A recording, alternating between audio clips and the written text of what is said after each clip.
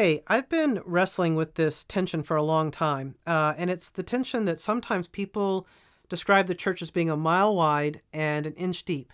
And the idea is there's a lot of so called Christians, but when you look at their lives, I mean, are we really living with a earnest love for God and a holy love for our neighbor?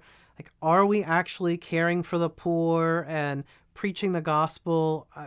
How much transformation is there? Or are we just, occasionally going to church?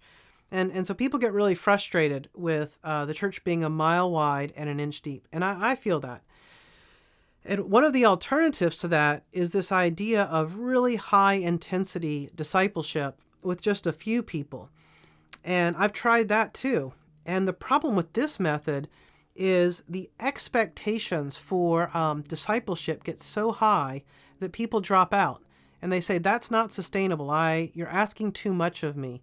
And so even though you're trying to create a lot of transformation, people just give up in frustration. They go, that's not sustainable for me.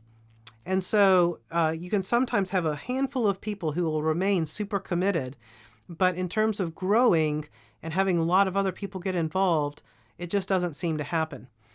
And so, is there any way to solve the problem? Do we just have to go wide and not be deep, or go deep and never go wide? How do we break out of this? And I found a really important principle that gave me a breakthrough on this. And it's a genius strategy that comes from the Apostle Paul. And it's from one of my favorite verses in the Bible.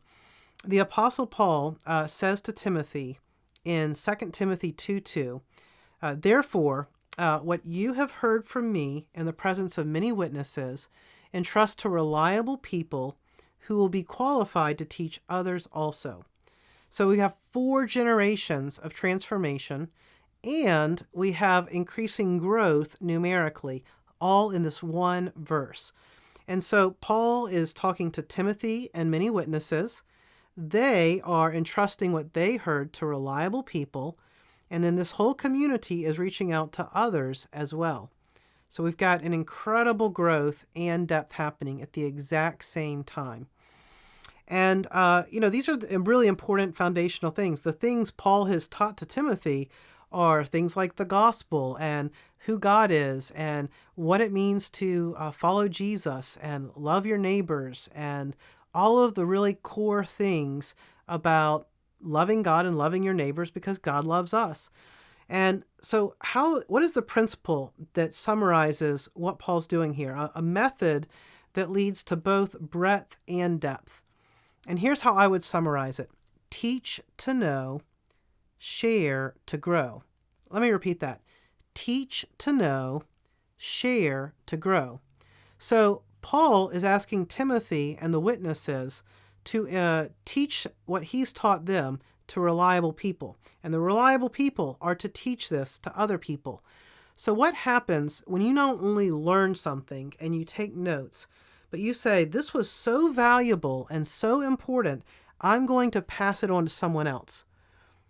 Well, as soon as you go from being a passive recipient of information to someone who actively teaches that information to others, a lot of things happen. But one of them is you start to know the information yourself in a whole new way. So when you teach to others, that helps you know it. And it forces a lot of questions like, have I thought about this? Have I evaluated this against the scriptures? Do I really buy into this? Do I think this is true and worth passing on? Is it helpful? Have I worked it into my life? Can I teach this to someone else with integrity?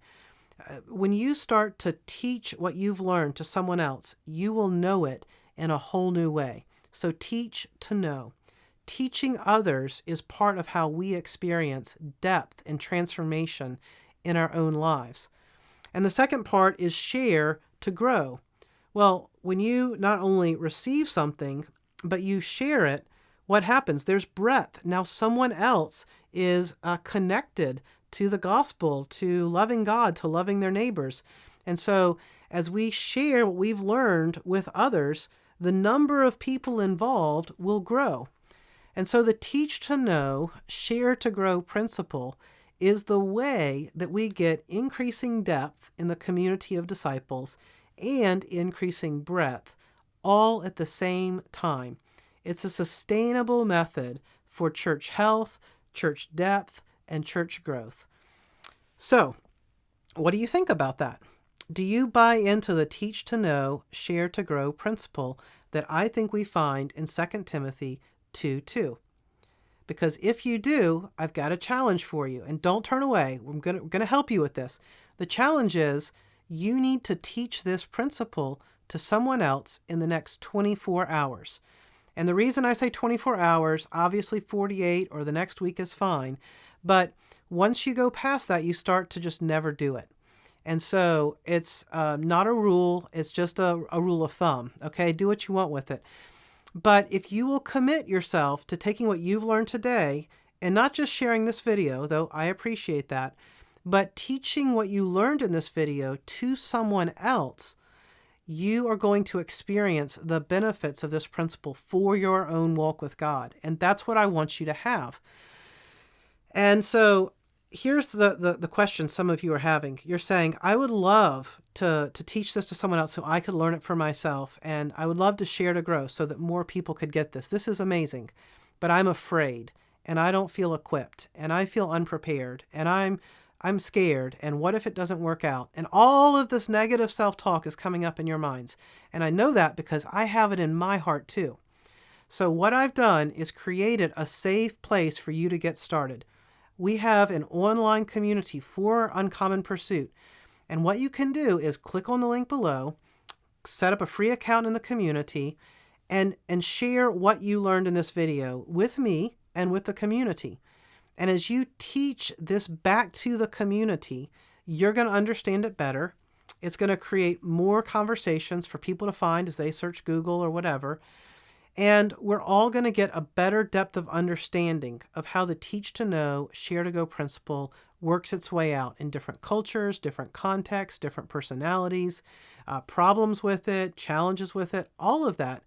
Maybe you can create a drawing or a poem or give us a biblical story where you see this at work, or share a time you tried it and it didn't work, or some wisdom about how to do this.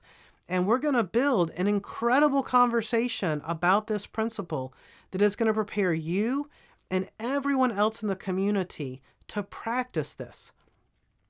And here's what happens. If you begin to actively teach to know and share to grow within the Uncommon Pursuit community, then you are going to become increasingly prepared to do the exact same thing in the rest of your life.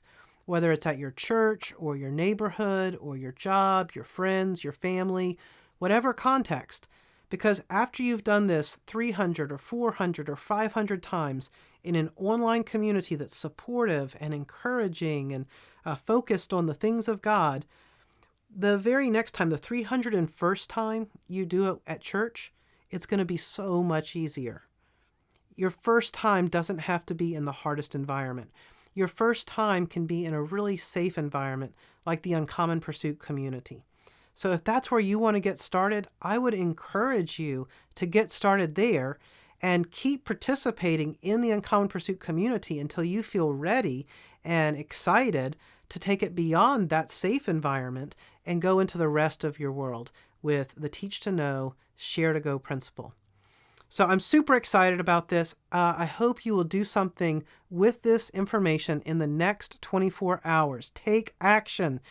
And you are going to start seeing increasing depth in your life and the joy of seeing more people get involved in following Jesus with us. I hope you found this helpful. Thank you for watching for so long, and I hope to see you next time.